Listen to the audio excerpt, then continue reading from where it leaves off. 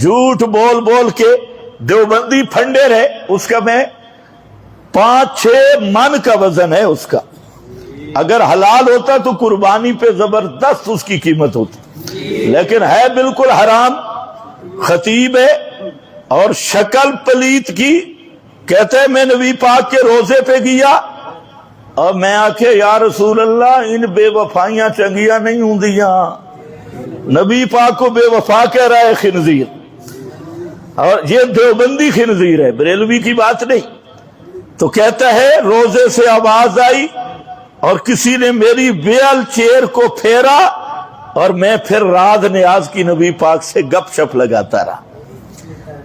کئی دیر تک گپ شپ لگائی وہاں روزے پہ. اب ایسے خنازیر ہیں اور کہتے ہیں جی ہم دیوبندی ہیں. ایسا دیوبندی ابو جہل سے بھی بدتر ہے. دیوبندی ہے تو جمعیت علماء اسلام میں داخلہ لے لے.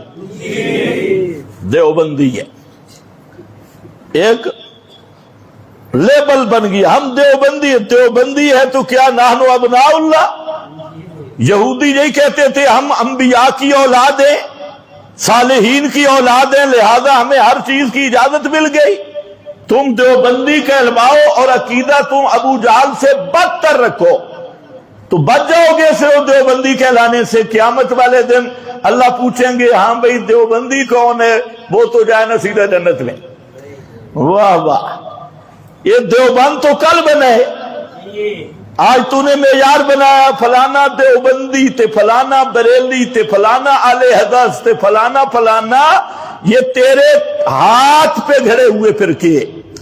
اللہ کے ہاں دیوبند کی سند بھی نہیں چلتی, بریلی کی سند بھی نہیں چلتی, اور اہل حدیث کی سند بھی نہیں چلتی. اللہ کے ہاں سند چلے گی صحیح عقیدہ اور صحیح عمل کی. ہاں من آمن باللہ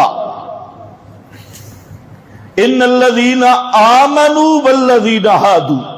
پہلے بھی لوگ دعوے کر رہے تھے ہم یہودی ہیں جی, ہم نصرانی ہیں جی. اللہ نے فرمایا ان القاب سے کچھ نہیں بنے گا. ان الذین آمنوا والذین ہادوا والنصارى والصابئین. فرمایا جو مرضی القاب رکھوا لو, بڑے بڑے نام کہلوا لو. آج کے زمانے میں دیوبندی تے بریلی تے فلانا تے فلانا جو مرضی کر لو. اس زمانے میں یہودی تے نصرانی تے مکہ والے مشرک تے فلانا تے فلانا. فرمایا کوئی بھی تم القاب رکھوا لو, ان لقب ان ناموں سے نجات نہیں ہوگی. نجات ہوگی من آمن باللہ, جو حقیقتاً ایمان لائے گا, سچا ایمان لائے گا, مخلص ہو کر ایمان لائے گا, اس کی نجات ہوگی. وَعَمِلَ صَالِحًا, عمل صالح کرے گا. ایمان باللہ یہ بھی عنوان, عقیدہ بھی صحیح ہوگا, عمل بھی صحیح ہوگا.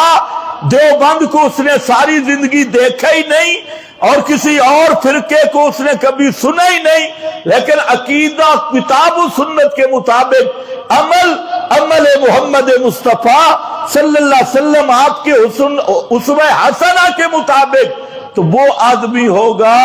فرمایا یہ ہیں کہ جن پر کوئی خوف بھی نہیں ہوگا, کوئی غم بھی نہیں ہوگا,